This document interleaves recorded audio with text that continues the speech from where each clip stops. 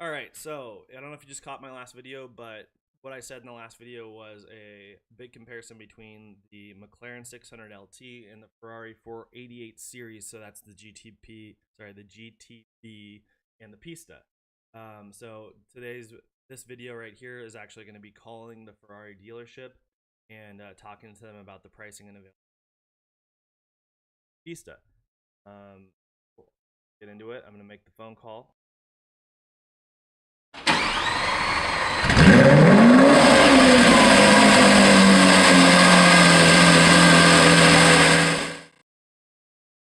All right, so this time I'm going to be a little bit more clever to make the phone call through my computer. You guys can hear the whole. I need to put my headphones on so that I can hear on the other end.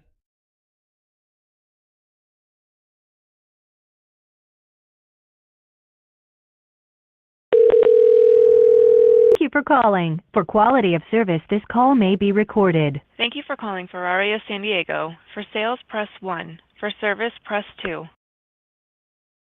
I pressed 1.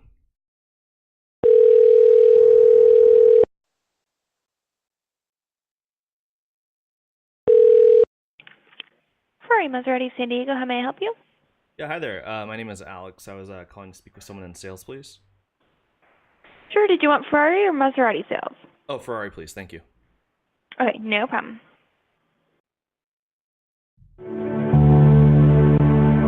Always remember to be super polite when you're calling just to get information. It'll help you.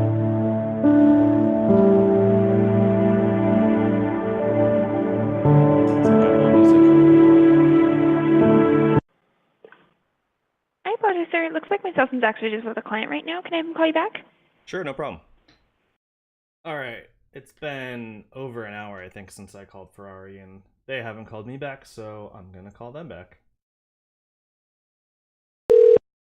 Thank you for calling. For quality of service, this call may be recorded. Thank you for calling Ferrari of San Diego. For sales, press 1. For service, press 2.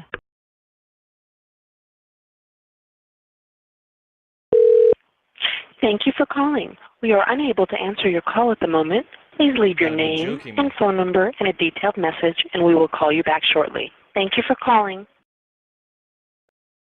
I'm back. And I still haven't talked to Ferrari, and it's been 24 hours. So that means that I called Ferrari twice yesterday.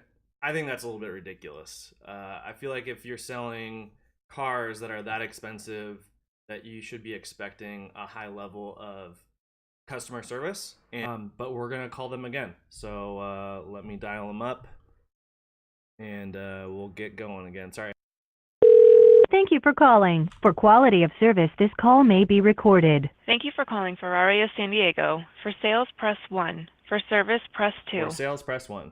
I'm pressing 1.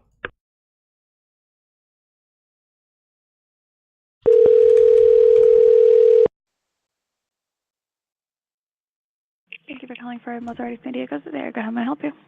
Hi, Erica. This is Alex. I was calling to speak with someone in sales, please. Did you need Ferrari or Maserati sales, Alex? Oh, Ferrari, please. Give me 1 second. What vehicle were you interested in? The 488. 1 second, Alex. Sure, thank you. You're welcome. Thanks for holding. It's Matt. Hi, Matt. My name is Alex. I was actually calling to talk to you about availability and pricing on 488s. Okay. I'm kind of like in Are you looking at coupes or? Oh, yeah, coupe, sorry. Yeah, I'm kind of Okay, like in sure. the introductory zone, I guess, of kind of shopping for like an exotic car. Basically, what I'm interested in would be either the 488 or the 48 GTB coupe or the 488 Pista coupe. I'm assuming the Pista, Okay. and I don't know if I'm pronouncing Pista correctly, but I'm assuming the Yeah, Pista you is are. harder Yep. to get a hold of. Yeah, it's pretty much untouchable. Just because the guys that have been, in the Ferrari family for so long, they snap them up. Because Ferrari basically, they look at your portfolio. It's a little different. Porsche builds a lot of cars, and they put the GT3 RSs out there. And that's like, I worked for Porsche for years, and it was a big no-no to charge over sticker. Okay. And it was kind of, okay, cool. So happens with the Ferrari deal is basically our clients, we submit their portfolio, and we have a lot of clients that want the Pista that didn't get the green lights, and a lot of guys did. But basically, it comes back on the factory to decide who gets the cars. So that's what's kind of cool about the Ferrari game is, granted, after 6 months, some cars are 18 months. The guys have to hold on to them. Yeah, they can turn around and there's a market value difference as a used car, but as a new car, we're not allowed to charge anything over sticker. Okay. So there are not addendums like with Porsche. Yeah. And I still can't believe Porsche even lets them do it. But so, is the Pista like a limited production where they're only building like a certain amount of them or something? Yeah, we don't know the exact number, but all of our cars are. We build a lot less a lot less than GT3s, GT3RSs. They crank those cars out pretty good. Yeah. So, yeah, essentially that's that is the kind of the way it works. But if you wanted a 488, I mean, I can get something for you, depending on what you're looking for. I'm not sure. Are you looking for a specific color? Are you looking for specific options or? I was actually, just to be honest with you, I haven't done tons of research into the 48 GTB yet, just because I just figured that if the markup was going to be like $100,000, it becomes, a $350,000, $400,000 car. And then at that point I wouldn't be interested in it anymore. So I kind of was just like, let's get that out of the way before I even, spend or get my hopes up basically. Right. Sure. So the fact that you said there's not an addendum, that's really good. And do you guys have like a fair amount of those in stock right now? We don't typically get stock cars. Like that's a little different from us to Porsches. Typically the cars are all ordered by clients. So the cars come in, they're ordered by clients. Like Ferrari really won't usually give us cars. We have, there's ways to get slightly used ones, or we can order something for you too. Got it. Okay. And how long does it usually take if I were to order one? We spec something out right now on the coupes, probably it might arrive about a year from now. I guess would be, so you mentioned this whole portfolio, like getting in the system or the club, whatever you want to call it. If I were to buy like a 2017 or 2018 pre-owned, I probably wouldn't be in the portfolio because I bought a used one. Is that correct? No, actually, you do. In fact, Ferrari prefers that. I mean, we're getting in the tail end of the 488, so we're in the last couple of years of the 488 before the replacement car comes. Okay. So what happens? They actually, for the longest time, for decades, they want to see you buy a used one before you could actually order a new one. Okay. And that's kind of Ferrari likes to see you do that. Whether you do a 458, a 488, but no, you get the car, it gets registered in your name with Maranello. So if you go over to Italy, they actually give you a factory tour because you're part of the family, or they basically see you as, hey, if you're an owner. They do give tours of the factory, but usually it's in a bus. They don't give people like the full walk them through everything. That's cool. So it is cool. That's how they keep it super exclusive. Yeah. Cool, man. Sounds good. Yep. Thanks for the call, and yeah, let me know when you're getting close. Like I said, we've got slightly pre-owned cars. We can order stuff, all that stuff. So I can help you figure it out. Cool. All right. That sounds good. Thanks for your time, Matt.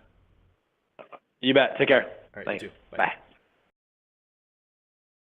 Well, that guy was really cool and really nice, and I think he gave a lot of useful information. And I think we should pull a few really key details that were the most important out of all that jibber jabber that I just did. So, number one, he's saying there are no addendums, which is completely the opposite of what the Lamborghini dealership said. So that's nice to hear. Number two, they don't have pistas. You can't get a pista. You have to be in like the club, the portfolio club. You had to have purchased a Ferrari before in the past to be able to buy the pista. I think that is absolutely ridiculous. That's so stupid. If you've got, 20-year-old kids that are started an app that became millionaires overnight, do you want them driving around in a Lamborghini or in your pista? Because they're not going to go buy a regular 48 GTB. They're going to want to buy a pista. I don't know. I could be wrong, but that's how I feel about it. So you can't get the pista. You have to get the GTB. They are at a new location. I was reminiscing about how much I love La Jolla, and they're not there anymore. So that's probably a good thing and a bad thing for different reasons, but that's fine. And then the big thing was he said that everyone's ordered. They don't just have 48s on the showroom floor for sale that are new. I did not think that was going to happen, so that's interesting. So whereas Lamborghini had, you know, something like 15 total Huracans between the different models just sitting on their showroom floor, Ferrari doesn't have any 488 GTBs. He mentioned he has some coming in and he has some pre-owned. Most people order their 488, and to order it you have to wait a whole year. What the heck? A year to... Come on, man. I mean, in a year there's going to be like the Tesla Roadsters out, is going to destroy everything. I just can't believe you have to wait a year. And their prices for used doesn't seem super sexy to me. So I was looking at these, I was mousing over them while I was talking to them. So, you know, they've got a couple 488s in stock that are coupes, and they're like 300 grand still, even though they're used at a couple thousand miles on them. So that's not too attractive to me. Like this right here, you know, 2,500 miles and 290 grand. This one's basically the same price with only 900 miles on it. What is wrong with you, person who bought a $300,000 car and only put 900 miles on the car? Come on, drive your car, man. Anyway, let's just do a quick auto tempest. And we're going to throw in Ferrari and 488 GTB within any miles. Let's see what comes up. Boom, 2016 Ferrari 488. Oh, 22,000 miles is a lot. That's probably, it's $228,000. So that is a lot less, but that's a lot of miles. But here we go. Look at this, 234,000. And here we go. Here's another one that doesn't show the miles on it, but it's 245,000. There's a lot of cars out there that are a lot less. So if I became seriously interested in the 488, which, hey, maybe I will be. Maybe I'll go over there and I'll see one in person and I'll get a test drive. Maybe they'll give me a test drive, which they probably won't, but maybe they will.